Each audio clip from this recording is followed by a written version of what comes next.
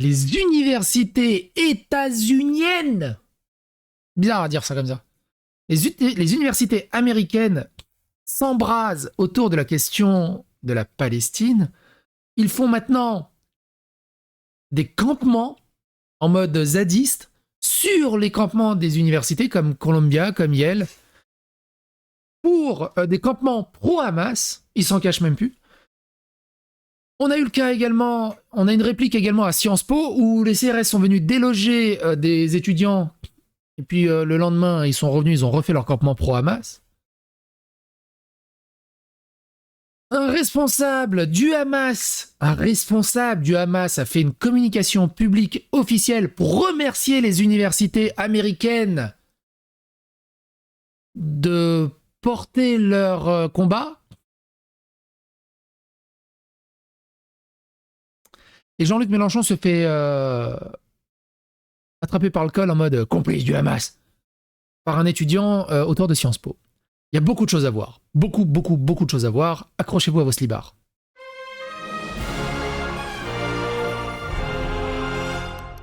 Attention, please.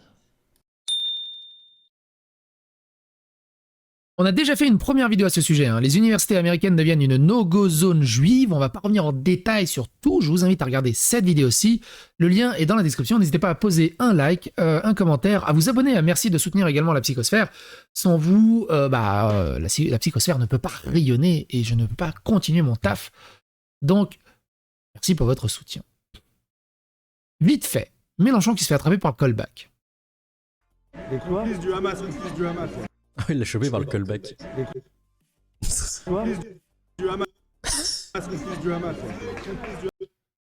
Et il a raison.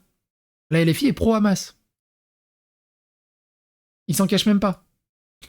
D'ailleurs, Mathilde Panot et Rima Hamas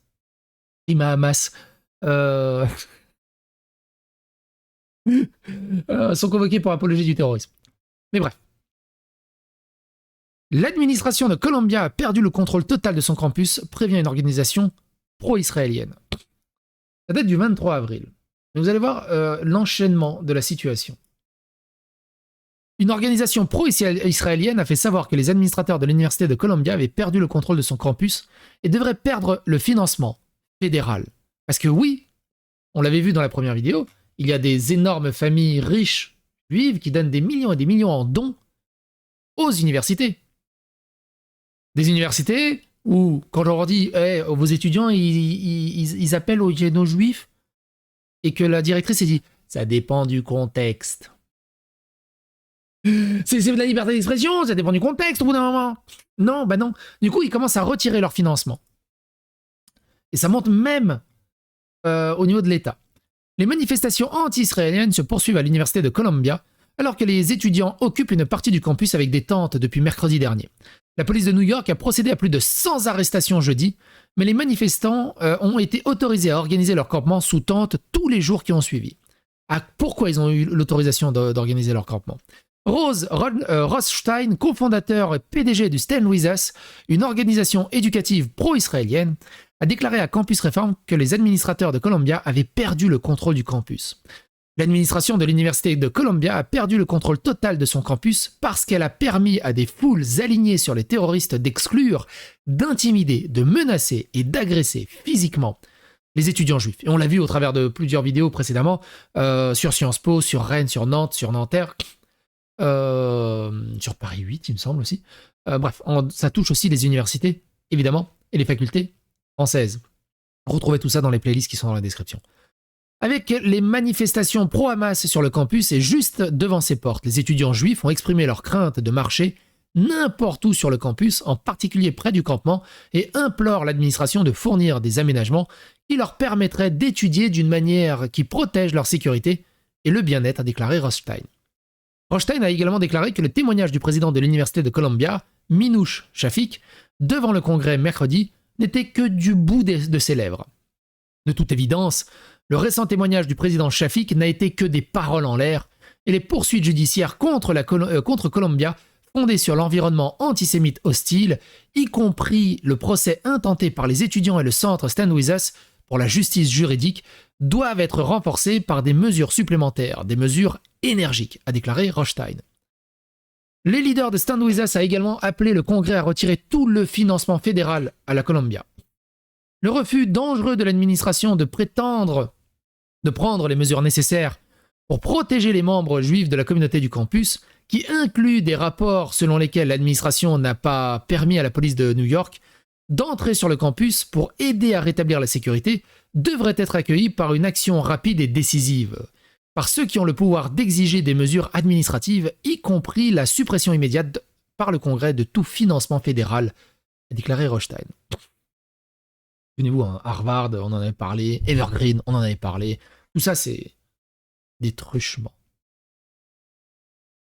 Dans un cas, des manifestants à Columbia ont crié en arabe « Ô Hamas, ô bien-aimé, frappez Tel Aviv », a montré une vidéo diffusée sur les réseaux sociaux. Extrait de la petite vidéo.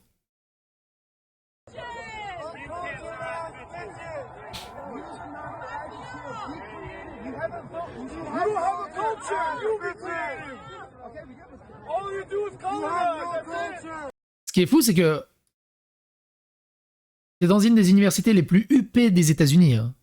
Là, c'est pas des racailles et des délinquants qui viennent des cités. C'est des fils à papa, filles à maman qui sont dans des universités qui coûtent plusieurs dizaines, centaines de milliers de dollars par an. Eux. Parce que le problème du wokisme vite fait en France, pourquoi il est moins lourd? C'est ça, c'est que eux, peu importe ce qu'ils font, qu'ils réussissent leur diplôme, qu'ils ratent leur diplôme, leurs parents vont les mettre à des postes de responsabilité dans des grosses sociétés. Et ils vont pouvoir, par truchement, j'adore ce mot en ce moment, ça me fait marrer, même si c'est pas la bonne utilisation, mais vont répandre leur idéologie, leur pensée et tout ça. Ils vont devenir directeurs DEI, diversité, équité, inclusion, directeurs de la diversité, de ce genre de choses. Des scores USG, ce genre de choses. C'est ça qui est dangereux. Très dangereux. Dans une autre vidéo publiée sur X, on pouvait entreprendre les manifestants crier « Nous avons des sionistes qui sont entrés dans le camp ». Nous allons créer une chaîne humaine afin qu'ils ne dépassent pas ce stade, ne portent pas atteinte à notre vie privée et ne tentent pas de perturber notre communauté, ont crié les manifestants. Donc ils refusent à des étudiants juifs de rentrer sur l'université. Ils font des chaînes humaines, comme les nazis l'avaient fait à Berlin.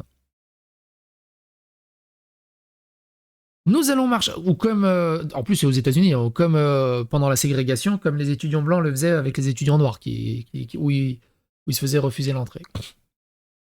L'histoire est un éternel recommencement. C'est là que tu vois, ces gens-là sont juste ultra racistes, ultra ségrégationnistes. Et qu'au travers de ce combat, Israël-Palestine, ils peuvent assouvir leur plus grosse perversion. Mais aux yeux de tous. Et maintenant, on leur met des tapes sur le dos. En mode, ah, c'est bien, tu te bats pour le... Nous allons marcher lentement et faire un pas en avant pour pouvoir commencer à les pousser hors du camp, ont-ils crié. Un manifestant à Columbia tenait une pancarte indiquant prochaine cible d'Al-Qassam avec une flèche pointant vers un groupe d'individus tenant des drapeaux américains.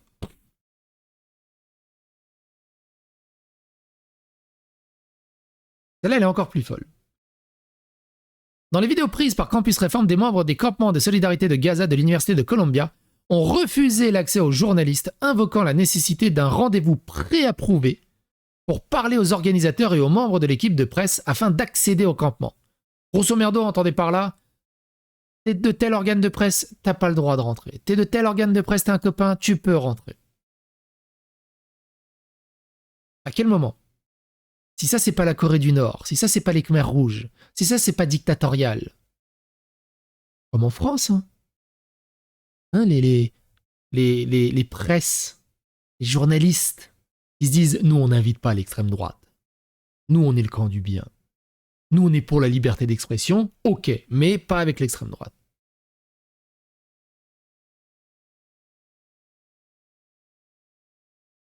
C'est ouf, hein? Nous vérifions toute la presse pour nous assurer qu'il n'y a personne ici qui va débaucher les étudiants et nous voulons nous assurer de la sécurité de nos étudiants. n'autorisant l'accès qu'à des journalistes spécifiques, des membres situés à l'avant du camp ont été vus en train de prendre des photos des badges de presse et de vérifier auprès des organisateurs et des membres de l'équipe de presse du camp pour décider qui sera autorisé à rentrer. Il n'y a pas que ça. Hein. Ils vont voir les articles après. Si ça va pas dans leur sens, ils ont les photos des journalistes. De qui aura écrit l'article. Harcèlement, menace, intimidation. Et la prochaine fois, il écrira un bon article qui va exactement dans le sens qu'ils voudront. Il y a ça aussi. Il y a ça aussi. Les mêmes individus allaient également été capturés en disant « Lorsqu'un membre de l'équipe de presse vient, je demanderai juste, ils sont tous concentrés dans cette zone en train de donner des interviews, tout en désignant l'autre côté du camp. » Un membre du camp a posé la question « Avec qui êtes-vous » à ce journaliste de Campus Réforme pour déclarer « Nous allons bien, et je pense pas que je suis intéressé. » C'est ouf. C'est ouf. Regardez toutes les universités où il y a des campements pro-Hamas. Yale, Massachusetts, New York University, Tufts, Michigan, Caroline du Nord, New École, je ne sais même pas où c'est celle-là, Minnesota, Texas, Brown, Pittsburgh, Rochester, Californie du Sud, Berkeley évidemment, Charlotte, Emerson, Harvard évidemment, Rice et Humboldt. Humboldt, je sais pas où c'est, Rice non plus. Et ça, c'est une liste non exhaustive. Les étudiants d'Emerson envahissent une allée publique et harcèlent les patients juifs. Les manifestants ont appelé Emerson à soutenir la libération palestinienne et le président de l'école, Jay Bernhardt, a affirmé que les manifestants appartenaient aux étudiants pour la justice palestinienne. Un étudiant d'Emerson a pris des photos de la manifestation et a déclaré à WBZ News « J'étais là-bas en train de tirer hier et quelqu'un m'a dit qu'aucun sioniste n'est autorisé dans cette partie de l'allée et je me suis dit j'habite ici, je paie mes frais de scolarité ici. Beaucoup de nos amis ne se sentent pas en sécurité lorsqu'ils quittent nos immeubles. » Une mise à jour de dirigeants de l'université a averti que Boyston Place Alley n'appartenait pas uniquement à l'Emerson College et dispose d'un droit de passage public sous la juridiction des services de police de Boston et du service d'incendie de Boston. Les dirigeants de l'université ont poursuivi. Plus tôt dans la journée, les commissaires du BPD et du BFD ont directement informé la direction d'Emerson que certaines actions des manifestants constituent une violation directe des ordonnances de la ville, ce qui pourrait entraîner une action imminente des forces de police. Ils ont également déclaré qu'Emerson a reçu des informations crédibles selon lesquelles certains manifestants se livraient à des actes de harcèlement et d'intimidation ciblés à l'encontre des partisans juifs d'Israël et des étudiants, du personnel, des professeurs et des soutiens cherchant à passer dans l'allée. Évidemment, hein, ils font de la taquia un peu comme les imams qui disent non mais ils font de la taquia en disant non mais c'est pas antisémite, c'est juste antisioniste. Ouais, évidemment. Ce type de comportement est inacceptable sur notre campus pour garantir la sécurité de notre communauté. Emerson a placé ses membres du personnel de sécurité de Windwalker dans l'allée de Boylston Place afin de garantir un accès sûr et cohérent à l'allée comme l'exige la loi. Une vidéo X montre le campement de tentes et les étudiants scandant en haut avec la libération, en bas avec l'occupation. LAPD arrête 93 personnes à l'USC lors d'une manifestation anti-israélienne sur le campus est fermée jusqu'à nouvel ordre. 93 personnes d'arrêter. Nous, l'USC divest from Death Coalition, établissons notre occupation fondamentale en solidarité avec le peuple palestinien alors qu'il résiste au génocide et poursuit sa lutte pour la libération, a écrit le groupe dans un communiqué. Le capitaine Kaylee Muniz a déclaré lors d'une conférence de presse que chaque personne arrêtée pourrait être accusée d'un délit mineur qui sera déterminé lors du processus de réservation.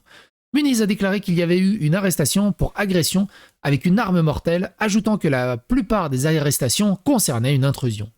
Dans un article sur East, l'USC a écrit que le campus restait fermé jusqu'à nouvel ordre aux personnes non affiliées à l'USC. Le recteur de l'USC, Andrew Guzman, a écrit dans une lettre adressée à la communauté du campus qu'il soutient la liberté d'expression, mais qu'il existe des restrictions en matière de temps, de lieu et de manière. Nous avons des politiques bien établies concernant les limites du temps, du lieu et de modalités de la liberté d'expression, a écrit Guzman. Celle-ci inclut l'interdiction d'ériger des tentes ou d'autres campements, l'utilisation des haut-parleurs, de panneaux et des poteaux ou des piquets et la perturbation de cours et d'autres fonctions essentielles de l'université. Guzman a cité la manifestation qui a eu lieu devant la bibliothèque d'ONI, au centre des bâtiments universitaires, affirmant que le nombre de personnes n'était pas affiliées à l'USC. Leurs actions se sont intensifiées pour inclure des actes de vandalisme, de dégradation de bâtiments et de structures du campus, ainsi que des affrontements physiques qui menacent la sécurité de nos agents et de la communauté du campus, a écrit Guzman dans la lettre. C'est ouf. C'est ouf ce qui se passe.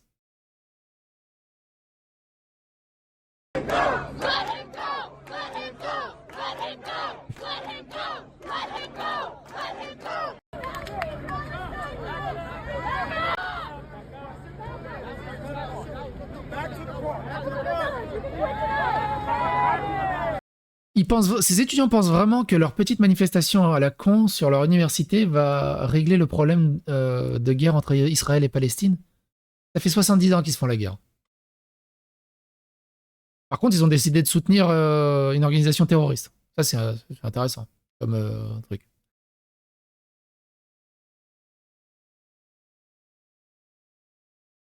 Des organisations extérieures comme le Conseil municipal populaire de Los Angeles se sont également jointes à la manifestation, appelant les autres membres de la communauté à se joindre à elle.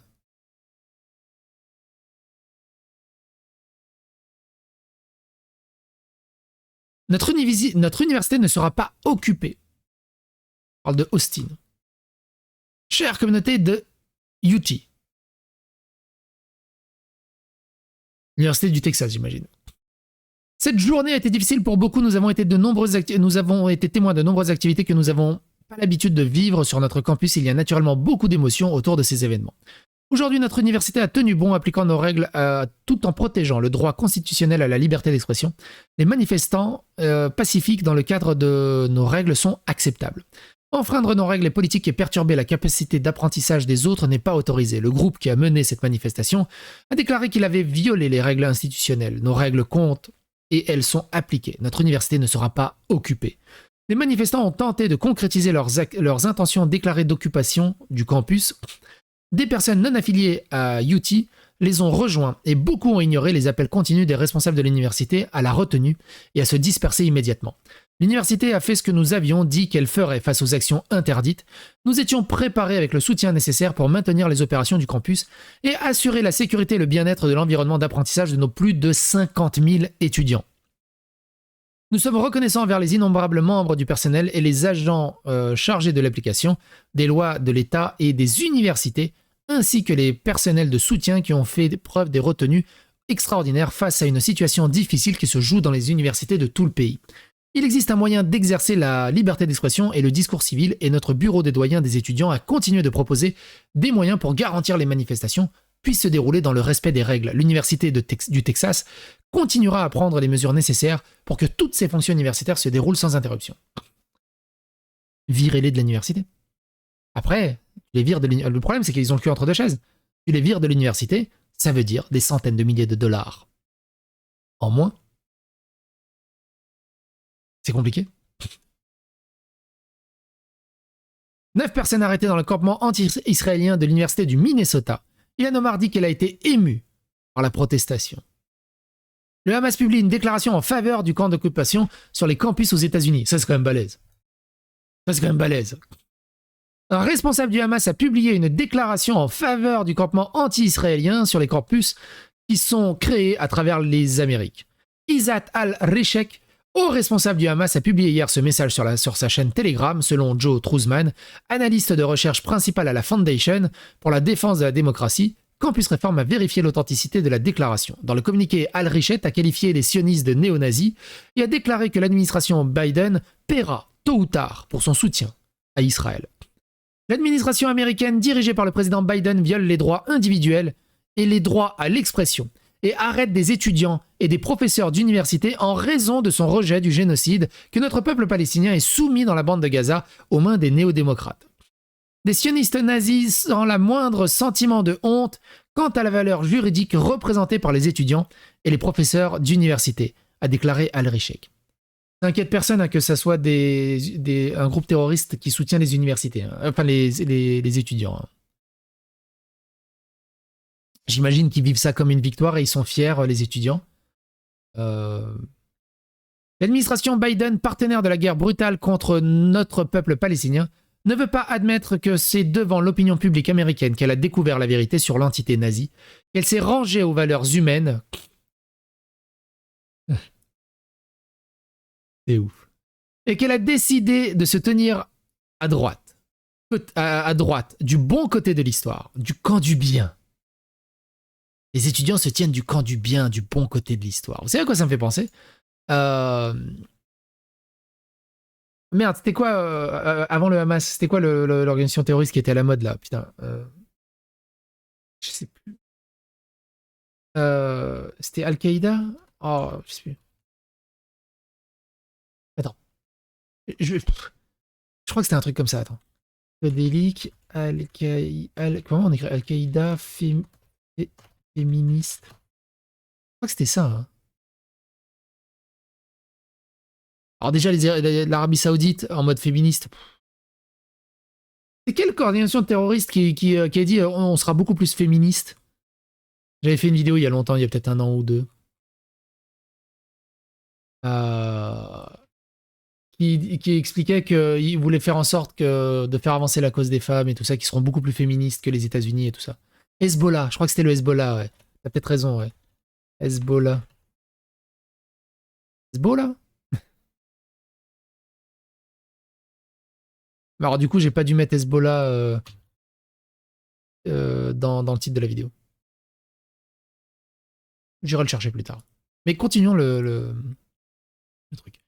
Les étudiants d'aujourd'hui sont les dirigeants de demain et leur suppression aujourd'hui signifie une facture électorale coûteuse de l'administration Biden, paiera tôt ou tard. Et là, il a raison. Les étudiants d'aujourd'hui dans ces sociétés sont les dirigeants de demain. Avec cette mentalité-là. On n'est qu'au début de l'enfer. Le wokisme est né, il grossit auprès des étudiants, mais dans 10 ans, cette mentalité sera parmi les dirigeants. On n'est qu'au début, si on ne fait rien.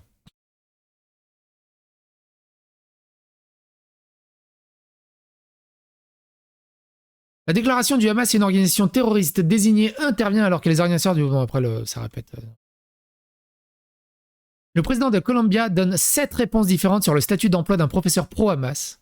Il a été repéré sur le campus quelques jours plus tard. La présidente de l'université de Columbia, Minouche Shafik, a donné 7 réponses différentes lorsqu'on lui a demandé si Mohamed Abdou était toujours employé comme professeur lors d'une audience du congrès sur l'antisémitisme sur le campus. 7 réponses différentes. En parlant au congrès. Shafik a répondu à plusieurs questions lors de l'audience du 17 avril des législateurs républicains concernant la situation professionnelle d'Abdou, mais sa réponse a changé à chaque fois. Elle a affirmé qu'Abdou avait été licencié, mais il était vu sur le campus en train d'enseigner des cours lundi. Dans une publication sur Facebook, publiée quelques jours seulement après l'attaque terroriste du 7 octobre, Abdou a déclaré qu'il était avec le Hamas et d'autres organisations terroristes. Oui, je suis avec le Mukawama, la résistance, qu'il s'agisse du Hamas, du Hezbollah ou du djihad islamique. Mais jusqu'à un certain point, écrit Abdou. C'est pareil, hein, vous regardez les vidéastes de gauche en France, évidemment la gauche woke en France soutient le Hezbollah, la LFI soutient le Hezbollah, le Hamas et tout ça. Ils s'émeuvent quand il y a des terroristes du Hamas qui se font tuer, ils s'émeuvent quand il y a des positions du Hezbollah qui se font bombarder. C'est ouf. C'est ouf. Au cours de l'audience, Shafik a donné... Et après, ils vont dire « honte aux apostats, c'est dangereux ». Au cours de l'audience, Shafik a donné les réponses suivantes aux législateurs concernant la situation professionnelle d'Abdou. Il dit « il ne travaillera plus jamais à Columbia ». Il l'a fait, il a été licencié, et pas seulement licencié, mais ses dossiers montreront qu'il ne travaillera plus jamais chez Columbia. Il corrige les devoirs de ses étudiants et n'enseignera plus jamais à Columbia. Monsieur Abdou a appris qu'il ne travaillera plus à Columbia. Il s'en va. Il s'en va. Il s'en va. Et il y a une trace écrite dans son dossier. On lui a dit qu'il devait partir. C'est quand même honteux. C'est quand même honteux. Abdou a également été vu sur le campus du camp à plusieurs reprises au cours de la semaine dernière. C'est dingue. Hein. On dirait un SDF, le mec. C'est dingue. Sciences Po. On est tous assis, on attend et on ne bougera pas tant que l'administration ne répondra pas à nos demandes. Promesse tenue pour Lara, prénom modifié à sa demande. Une étudiante de 23 ans en affaires internationales qui compte parmi les centaines d'étudiants engagés dans le comité de la Palestine Sciences Po. Pareil, hein, les mecs, c'est des étudiants en droit international en affaires internationales et ils ne comprennent rien et ils soutiennent des organisations terroristes et ils soutiennent la Palestine. En même temps que les droits LGBT et tout ça, évidemment. Et ça, sont nos futurs avocats, nos futurs juges, nos futurs experts en droit international, nos futurs... On va droit dans le mur. Hein. Dans 10-15 ans, quand ils seront à des postes de responsabilité, on va droit dans le mur. Et qui occupe depuis la mi-journée jeudi 25 avril la péniche, le hall situé à l'entrée principale de l'école rue Saint-Guillaume à Paris, quelques heures seulement après avoir été délogés du campus, où ils avaient planté sans heurts ni désordre leur tente durant la nuit. Les étudiants ont en effet réinstallé leur campement et passé une nouvelle nuit d'occupation dans le campus historique de cette rue, Saint-Guillaume. Les images de la nuit précédente ont révélé l'importance de notre mobilisation et modifié l'attitude de l'administration, qui, cette fois, n'a pas demandé leur évacuation, rapporte ce vendredi matin Hubert Launois, étudiant et militant de la défense des droits des Palestiniens. Lui, il n'a pas peur par contre. L'autre, il a peur de donner son vrai nom, lui, il n'a pas peur. La veille, dans la nuit du mercredi 24 avril, le CRS avait fait irruption vers minuit pour les expulser de la cour du campus Saint-Thomas, où ils s'étaient installés en fin d'après-midi. Un mouvement d'occupation et en signe de révolte contre le massacre en cours dans la bande de Gaza, à l'image de celui qui embrase actuellement le campus Harvard et Columbia aux États-Unis et plein d'autres universités comme on l'a vu. Hein. Vent debout contre les politiques menées par l'administration Biden dans ce conflit. Cette occupation avait été décidée après un après-midi de débat, de prise de parole et de conférences où plus de 150 étudiants et étudiantes réunis en assemblée générale ont voté pour occuper le campus situé 1 place Saint-Thomas d'Aquin dans le 7e arrondissement de Paris. On a, souvenez-vous, hein, dans les précédentes vidéos autour de Sciences Po, qui est devenue une no-go zone juive. Et de tout ce qui s'est passé précédemment. Allez dans les dernières vidéos à ce sujet. La honte avait scandé les étudiants face aux forces de police arrivées boulevard Saint-Germain dès 21h au sein d'une vingtaine de camions. On nous a littéralement arraché du sol, témoigne Rima, prénom modifié à sa demande.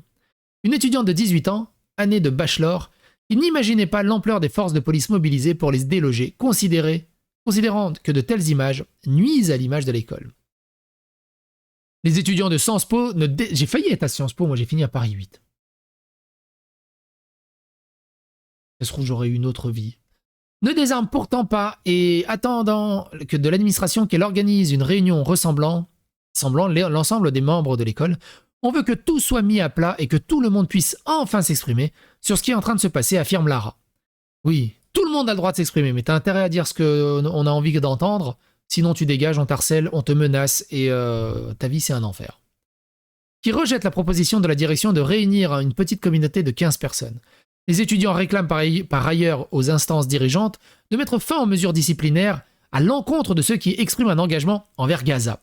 Sciences Po a toujours été le théâtre de rassemblements de manifestations. Jamais aucun courrier disciplinaire n'a été envoyé, ni sanctions n'ont été prises à l'encontre de leurs organisateurs. Et c'est ça le problème aussi. C'est mieux encore Lara, qui dénonce la procédure inédite, témoignant d'une attitude clairement discriminatoire. Dans un communiqué publié jeudi dans la matinée, l'Union étudiante de Sciences Po Paris s'est émue de cette intervention policière qui aurait été décidée par l'administrateur provisoire Jean Basser pour expulser des forces des étudiants qui manifestent pacifiquement pour la paix à Gaza. Une décision jugée choquante et profondément préoccupante, en faisant le choix de la répression plutôt que du dialogue face à des étudiants mobilisés. Qui s'y a foutre l'écriture inclusive là en ce moment? Vous avez remarqué que c'est un peu passé de mode l'écriture inclusive? Mais il y a encore des résistants. Contre un massacre en cours, la direction de Sciences Po prend un tournant autoritariste sans précédent, dénonce l'association. Une démarche non renouvelée cette nuit qui n'avait fait qu'amplifier la révolte des étudiants confrontés à la répression croissante du mouvement pro-palestinien. Faut arrêter avec cette taquia.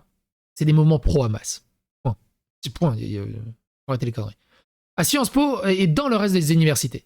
Ils s'insurgent plus généralement contre la répression et la criminalisation en France, des voix appelant à arrêter la folie meurtrière du gouvernement israélien. En témoigne l'annulation d'une nouvelle conférence de Rima Hassan, la candidate de la France Insoumise qui devait intervenir à Paris, Dauphine, PSL le 6 mai. Rima Hassan, qui est actuellement convoquée pour apologie du terrorisme. Et je me rappelle plus quoi, il y avait leur truc, la Mouvement pour la Palestine, ou un truc comme ça, avec sur le drapeau le pays où il n'y a pas Israël.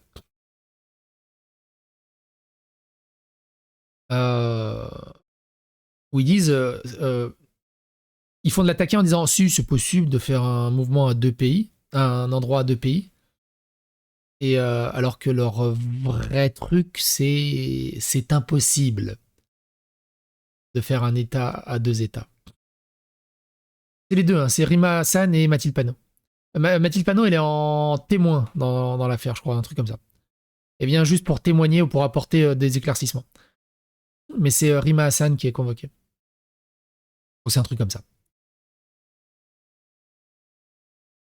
Une nouvelle défection qui intervient quelques jours après celle de l'université de Lille, interdite par le préfet du Nord, le jeudi 18 avril, et s'inscrit dans une campagne d'intimidation faite de convocations policières et de procès pour apologie du terrorisme. Jean-Paul Delco, secrétaire général de la CGT du Nord, vient ainsi d'être condamné à 1 an de prison avec sursis d'un communiqué publié en octobre dernier de soutien à Gaza après la réplique israélienne à l'attaque du Hamas. D'accord, mais pourquoi 1 an avec sursis ? Mathilde Panot, députée LFI et présidente de son groupe à l'Assemblée nationale, vient pour sa part d'être l'objet d'une convocation policière également pour apologie du terrorisme. Voilà, elle est convoquée. Comme Rima Hassan l'a été avant elle. Ah non, donc elle est vraiment convoquée au même titre que Rima Hassan. Je pensais que Rima Hassan était convoquée et elle est là pour témoigner ou pour donner plus. Donc elle est convoquée au même titre que. Ok.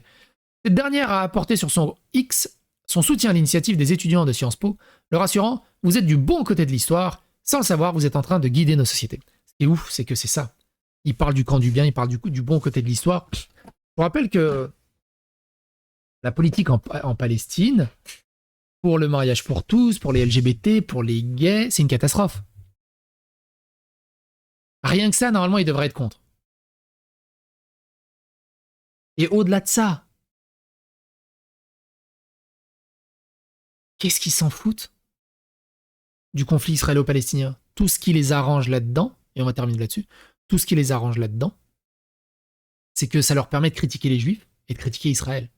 Pour les Ouïghours, on les a pas entendus. Pour Hong Kong, on les a pas entendus. Quand il y a eu le conflit en Yougoslavie, on les a pas vraiment entendus non plus, vite fait, mais si, les Serbes, c'était les méchants. Et tellement d'autres conflits, on va pas faire le foin, mais les meurtres de masse qu'il y a de catholiques dans les pays africains, et on a fait plusieurs vidéos là-dessus. Au Niger, pas au Nigeria, au Niger. On a fait des vidéos là-dessus. Des centaines de morts, des milliers de morts assassinés. Des villages entiers, rasés. Les steaks. Le seul truc, c'est que ça leur donne enfin l'occasion d'exprimer leur haine des Juifs. Et d'être remerciés pour ça. C'est tout. Ça s'arrête à ça.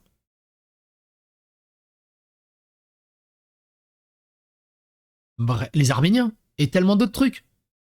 Tellement d'autres trucs. Les... c'est quoi? C'est les Harkis. Enfin... Il y a tellement d'autres conflits. Tellement d'autres conflits. Et on en avait parlé. Et je vous invite à regarder cette vidéo aussi que j'aime beaucoup.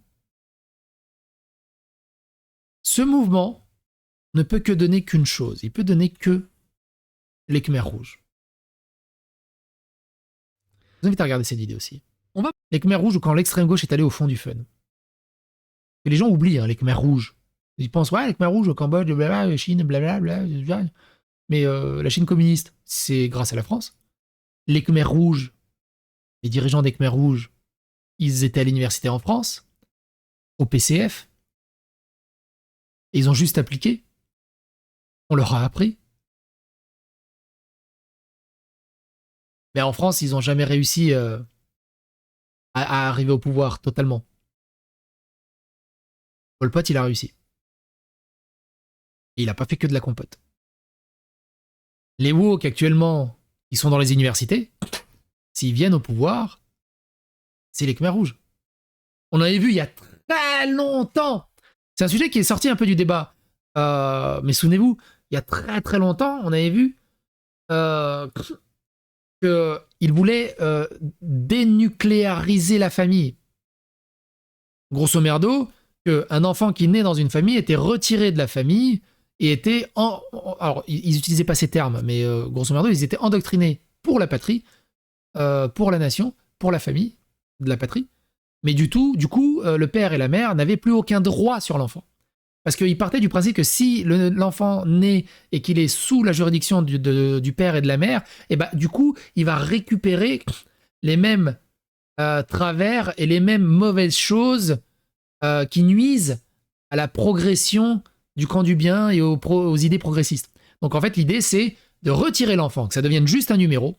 Il est éduqué et entretenu par la patrie et embrigadé. Et comme ça, il sera forcément du côté du bien. Ça sera une machine instrumentalisée qui sera forcément du côté du bien. Je résume, hein, pour pas aller trop loin. Je résume vraiment pour pas aller trop loin. Et mais on en a déjà parlé de tout ça. Et c'est un sujet qu'on en parle. Et tout ça, c'est insidieux et c'est extrêmement dangereux. Et il laisse faire. Science Pol Pot, ouais, pas mal. Pas mal nuage. Pas mal. C'est ouf, hein. Et pareil, comment elle s'appelait la vidéo, putain? Ah, c'est ça. Je m'en souviens. Et moi, Jacotte présidente, je crois. Je crois que c'était ça. Ah, c'est ça. Le programme. Vous vous êtes jamais demandé. Le programme, si l'extrême wokisme arrive en France, le programme, il est où? Pareil, tu ne peux plus choisir ton métier. Tu es doué dans ça, on va te mettre à travailler là-dessus. Ton appartement, on va le partager en colocation pour ceux qui ont besoin. Bref. Je vous laisse le lien dans la description. Et surtout, soutenez la psychosphère. Faites rayonner la psychosphère. Vous voulez d'un monde comme ça? Ou vous voulez d'un monde libre? Faites rayonner la psychosphère.